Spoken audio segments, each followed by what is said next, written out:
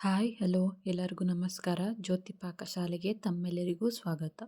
ನನ್ನ cooking videos ನೀವು ಹೊಸದಾಗಿ ನೋಡ್ತಿದ್ದಲ್ಲಿ ಜ್ಯೋತಿ ಪಾಕಶಾಲೆ ಚಾನಲ್ನ ವೀಡಿಯೋಸ್ಗೆ ಲೈಕ್ ಮಾಡಿ, ಹಾಗೆ ಸಬ್ಸ್ಕ್ರೈಬ್ ಮಾಡ್ಕೊಳ್ಳಿ. ಈ ವಿಡಿಯೋ ಹೇಗನ್ನಿಸ್ತು ಅಂತ ಕಮೆಂಟ್ ಮಾಡಿ.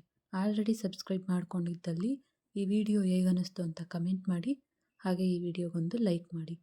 ನಾನು ಈ ದಿನ ತುಂಬಾ ಟೇಸ್ಟಿಯಾದಂತಹ ಹಾಗೆ 5 ನಿಮಿಷದಲ್ಲಿ ರೆಡಿ ಮಾಡ್ಕೊಳ್ಬಹುದಾದಂತಹ ಈರುಳ್ಳಿ ಚಟ್ನಿ ಮಾಡುವ ವಿಧಾನ ತಿಳಿಸ್ಕೊಡ್ತೇನೆ. ಈರುಳ್ಳಿ ಚಟ್ನಿ ಅಥವಾ ಈರುಳ್ಳಿ ಖಾರ ಅನ್ಬೋದು.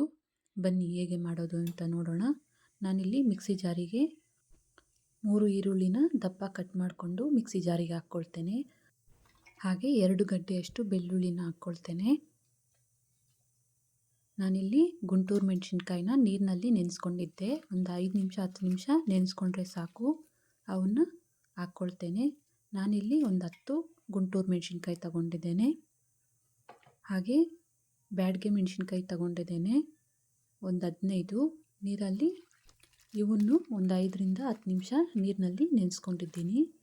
ಇವನ್ನ ಹಾಕ್ಕೊಳ್ತೇನೆ. ನೆನೆಸಿ ಹಾಕ್ಕೊಂಡ್ರೆ ಒಣಮೆಣಸಿನ್ಕಾಯಿ ಬೇಗ ಸಾಫ್ಟಾಗಿ ಬೇಗ ನುಣ್ಣಗಾಗ್ತವೆ ಅಂತ ನೆನೆಸಿಕೊಂಡಿದ್ದೆ.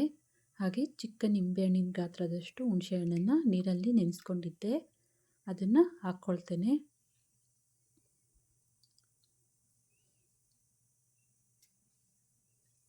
ಹಾಗೆ ಒಂಚೂರಷ್ಟು ಬೆಲ್ಲ ಹಾಕ್ಕೊಳ್ತೇನೆ. ಹಾಗೆ ಅರ್ಧ ಟೀ ಸ್ಪೂನಷ್ಟು ಜೀರಿಗೆನ ಹಾಕ್ಕೊಳ್ತೇನೆ.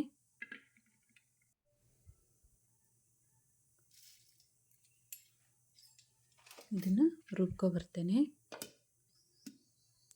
ನೀವು ನುಣ್ಣಗೆ ಬೇಕಾದರೂ ನುಣ್ಣಗೆ ರುಬ್ಕೋಬೋದು, ಅಥವಾ ಈ ರೀತಿ ತರಿಯಾಗಿ ಆದರೂ ರುಬ್ಕೋಬೋದು.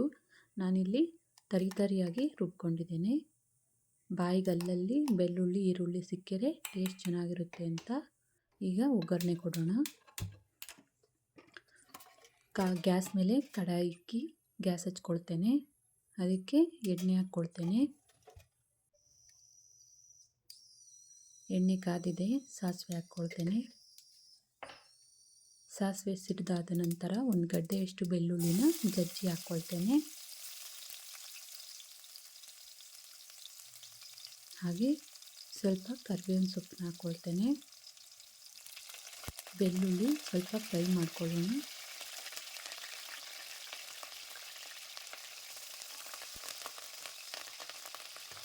ಬೆಳ್ಳುಳ್ಳಿ ಫ್ರೈ ಆದ ನಂತರ ಇದಕ್ಕೆ ನಾನು ರುಬ್ಬಿರೋಂಥ ಚಟ್ನಿನ ಹಾಕ್ಕೊಳ್ತೇನೆ.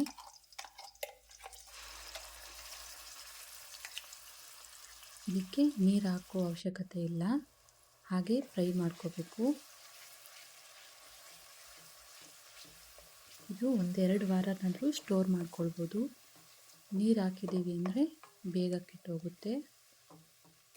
ಈಗ ಇದನ್ನು ಪ್ಲೇಟ್ ಮುಚ್ಚಿ ಲೋ ಫ್ಲೇಮಲ್ಲೇ ಇದನ್ನು ಬೇಯಿಸ್ಕೊಳ್ಳೋಣ.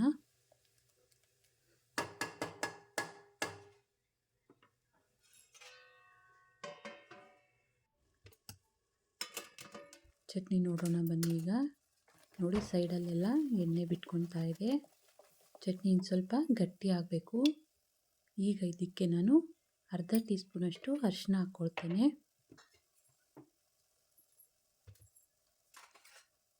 ಹಾಗೆ 1 ಟೀ ಸ್ಪೂನಷ್ಟು ಉಪ್ಪನ್ನು ಹಾಕ್ಕೊಳ್ತೇನೆ.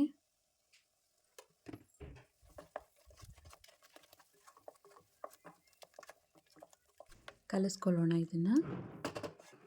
ಇದನ್ನು ಪ್ಲೇಟ್ ಮುಚ್ಚಿ ಲೋ ಫ್ಲೇಮಲ್ಲೇ ಇನ್ನೊಂದು 2 ನಿಮಿಷ ಇದನ್ನು ಕುದಿಸ್ಕೊಳ್ಳೋಣ. ನೋಡಿ, ಚಟ್ನಿ ಎಲ್ಲ ಗಟ್ಟಿಯಾಗಿದೆ, ಚೆನ್ನಾಗಿ ಫ್ರೈ ಆಗಿದೆ. ಚಟ್ನಿ ರೆಡಿ ಆಯಿತು. ಈರುಳ್ಳಿ ಖಾರ ಈರುಳ್ಳಿ ಚಟ್ನಿ ರೆಡಿಯಾಗಿದೆ. ಗ್ಯಾಸ್ ಆಫ್ ಮಾಡ್ಕೊಳ್ತೇನೆ. ಬಟ್ಲಿಗೆ ಸರ್ವ್ ಮಾಡ್ತೇನೆ.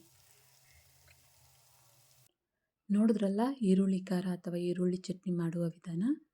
ಇದು ಅನ್ನಕ್ಕೆ, ಚಪಾತಿಗೆ, ದೋಸೆಗೆ, ರೊಟ್ಟಿಗೆ ಇದು ಚಟ್ನಿ ತುಂಬಾ ಚೆನ್ನಾಗಿರುತ್ತೆ. ಒಮ್ಮೆ ಟ್ರೈ ಮಾಡಿ. ಈ ವಿಡಿಯೋ ನಿಮಗೆ ಇಷ್ಟ ಆಗಿದೆ ಅಂದ್ಕೊಳ್ತೇನೆ.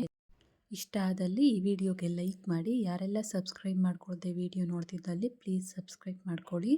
ಹಾಗೆ ಈ ವಿಡಿಯೋ ಹೇಗೆ ಅನ್ನಿಸ್ತು ಅಂತ ಕಮೆಂಟ್ ಮಾಡಿ, ಶೇರ್ ಮಾಡಿ, ಲೈಕ್ ಮಾಡಿ. ಧನ್ಯವಾದಗಳು.